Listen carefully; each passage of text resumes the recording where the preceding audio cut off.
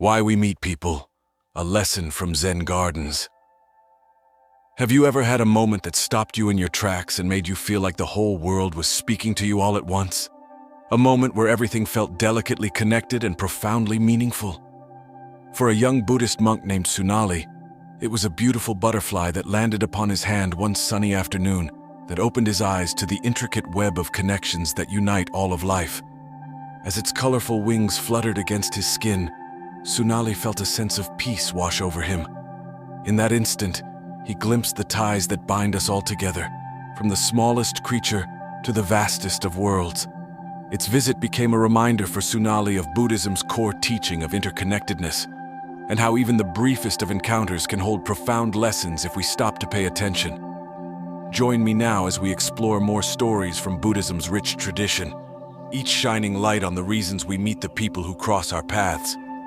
Whether it's serendipitous encounters, the kind acts of strangers, or links to past lives, these tales reveal the intricate ties that link all beings. By cultivating awareness of our interconnectedness, we can gain deeper empathy for others and appreciate each relationship we form, however fleeting it may seem. So settle in and open your mind as we travel to a distant monastery, a quiet seaside village, and more, discovering along the way how every person we meet plays a role in the grand pattern of our lives. I hope that through these folktales and their wisdoms, you too come to see the connections that join your world in ways both subtle and strong. Don't forget to subscribe to our channel for more Zen lessons on living mindfully, cultivating compassion, and glimpsing the threads that entwine us all. Now, let our journey into interconnectedness begin. Part 1. A butterfly's medal. In a lush garden tucked within the verdant forest surrounding a small Buddhist monastery, lived a young monk named Sunali. While other brothers spent their days in quiet prayer or study of sacred texts, Sunali found solace in simply beholding the natural beauty unfolding around him. On afternoons when duties were complete, he could often be found sitting zazen under a mighty oak, watching butterfly wings flutter among blossoms like living petals crafted of rainbows. It was on one such afternoon that Sunali's perception changed forever. As he sat in deep meditation, a burst of cerulean flashed before his eyes as a new visitor alighted upon his outstretched hand. Its delicate legs and paper-thin wings tingled against his skin as he remained perfectly still, awestruck by the vibrant creature perched mere inches from his face. He drank in every exquisite detail, from miniature eyes dotted with black to the geometric patterns of aquamarine that tiled its wings like stained glass. In that moment, Sunali felt everything around him acutely. The rustle of leaves in the breeze, each ray of sunlight piercing through the canopy above, even the rhythm of his own breath, now in sync with the living artwork perched upon him. All at once, he recognized how inextricably all things were bound, from the waving grass and crawling insects below, to the boundless blue that stretched up to touch the sky. The butterfly's arrival was no chance occurrence, but rather a sign pointing to the truth that every small act in every being's existence ripples outward without end. From then on, whenever Sunali spotted the fleeting flash of painted wings, he was reminded that nothing in this world is alone or isolated. We are all threads within the same vibrant tapestry. As the butterfly launched itself back up into the endless sky, it took with it a message that would stay with the young monk for life. However separate we may perceive ourselves to be, deep down all things are connected in a symphony far greater than any of us know. Part 2. Where karma plies its trades. While sitting by the sea some years later, Sunali reflected on another fundamental concept of Buddhism, that of karma. The universal law stating one's intentional actions have consequences that follow like echoes. As waves lapped at the shore and gulls wheeled overhead, a stranger approached and sat beside the monk. Politely introducing himself as a fisherman named Tiano, the man scanned Sunali's face as if searching for something just out of view. "Forgive me, but have we met before? You seem so familiar, though I'm sure we've never crossed paths in this lifetime," Tiano wondered.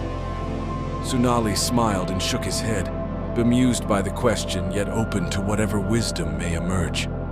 Tiano launched into a story then of a past life where the two men had been close friends. bonding over shared youth in a small coastal village far from this place. They had made a vow to find one another again if reborn, so their friendship might continue across the fabric of time. Though Sunali had no memory of this past bond, an undeniable kinship stirred within at the fisherman's words. Karma, he realized, had drawn their souls back together once more through the echoes of selfless acts performed lifetimes ago. Their original bond and the goodness it bred continued manifesting even now in new forms, meant to strengthen one another on the journey ahead. From that day forward, Sunali kept Tiano as a dear friend, and the two spoke often of their belief that even the most chance encounters owe to karma's intricate patterns playing out across the web of life. Part 3. Lessons lurk within the unexpected. One crisp autumn morning, the rustling stillness of the forest was split by urgent voices calling out from the monastery grounds. Rushing to see what commotion had arose, Sunali arrived to find a stranger at the gates asking desperately for aid. His village lay just over the hill but had been overcome by calamity, leaving many injured and in need. Without hesitation, Sunali led a contingent of brothers equipped with medicine, bandages, and warm comfort to the remote hamlet. What they found was chaos unseen before: homes destroyed, families torn apart and wailing with grief. Among collapsed beams and ash drifted on smoking winds walked a man seemingly unharmed, stunned mute by the carnage surrounding him. Sunali approached slowly, taking the man's hands in his own. "You are safe now. This suffering will pass, as all things must. For now, know that you are not alone. We will help you and your people rebuild." As time went on, the man, named Hiro, proved integral to restoring normalcy. His craftsmanship rebuilt stronger structures from the ruins, and his good humor lifted people's spirits. Most unexpectedly of all was how Hiro's arrival had brought the village into contact with the monastery, forging new bonds of cooperation where before there was only isolation. Out of ruin emerged revelation, that even darkness holds light if we have courage to look. And within each stranger may lie untold gifts if we open our arms to receive them. Part 4. From Tea Leaves, Life's Lessons. Steep tucked within a tranquil valley knelt a simple tea house, home to Master Takeda, renowned for his restorative brews and devotion to the way of tea. It was here one evening that a gruff soldier named Daichi arrived, curiosity getting the better of his skepticism about this fame. He watched, transfixed, as Takeda hurried through each step, boiling water, carefully scooping powdered leaves into delicate handleless cups, all with a peaceful grace like rolling waves. When offered a cup of the steaming liquor, Daichi paused, then sipped. Flavor unlike any other exploded across his tongue, bitter yet bright, earthy but clean and complex. More than taste alone, a profound calm seeped through his body. For the first time in memory, his endlessly active mind stilled into peaceful quiet. "How do you achieve such focus, such mastery over mind and body?" Daichi asked the master. Takeda smiled knowingly. "My friend, it is not the tea but the making that is truly important.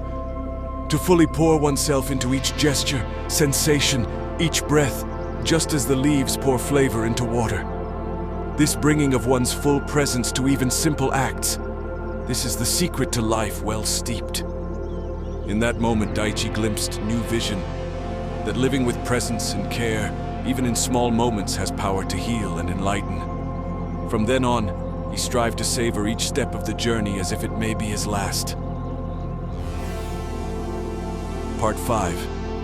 Seeing our shared humanity. One cold winter's day, a monk named Keisuke was returning to his village temple when a chilling sight stopped him in his tracks. A frail widow lay shivering in the snow, having collapsed from exhaustion and lack of shelter or sustenance. Though strangers, Keisuke saw only a fellow traveler in need of care and comfort. Gathering her frail form in strong arms, he hurried home and lay her before a roaring fire. As the woman's pallid skin flushed pink again, Keisuke brought hot broth and blankets. He spoke gently, learning of recent losses, leaving her with nothing as winter set in. His companions soon arrived with more supplies, and together they nursed the widow back to health over subsequent weeks. Once recovered, The woman expressed her endless gratitude for the care shown a nameless beggar woman by these selfless monks. You have restored not just my body, but faith that in our shared humanity, goodness still marks our race. Her words stirred Keisuke, for in her, he saw not other but soul sister, and in his actions, not obligations but chance to uplift a life as brother cares for brother. From that day, the widow volunteered at the temple, sharing the gifts of compassion she herself received in her darkest hour, an eye towards interconnection. As our journey through these tales draws to a close, let their lessons linger, that however separate our lives may seem, the truth is we exist entwined like spider's silk, with every choice and encounter rippling outward beyond measure. May you leave with eyes to peer past surface into depths of connection binding all beings.